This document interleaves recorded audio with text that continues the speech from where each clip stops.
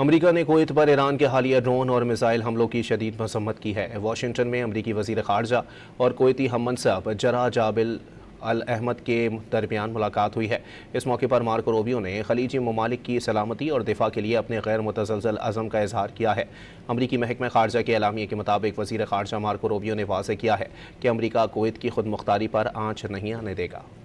امریکہ نے کویت پر ایران کے حالیہ ڈرون اور میزائل حملوں کی شدید مذمت کی ہے۔ واشنگٹن میں امریکی وزیر خارجہ اور کویتی ہم منصب جرا جابل الاحمد کے درمیان ملاقات ہوئی ہے۔ اس موقع پر مارکو روبیو نے خلیجی ممالک کی سلامتی اور دفاع کے لیے اپنے غیر متزلزل عزم کا اظہار کیا ہے۔ امریکی محکمہ خارجہ کے اعلامیے کے مطابق وزیر خارجہ مارکو روبیو نے واضح کیا ہے کہ امریکہ کویت کی خود مختاری پر آنچ نہیں آنے دے گا۔ امریکہ نے کویت پر ایران کے حالیہ ڈرون اور میزائل حملوں کی شدید مذمت کی ہے۔ واشنگٹن میں امریکی وزیر خارجہ اور کویتی ہم منصب جرا جابل الاحمد کے درمیان ملاقات ہوئی ہے۔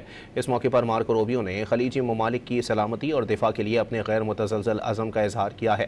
امریکی محکمہ خارجہ کے اعلامیے کے مطابق وزیر خارجہ مارکو روبیو نے واضح کیا ہے کہ امریکہ کویت کی خود مختاری پر آنچ نہیں آنے دے گا۔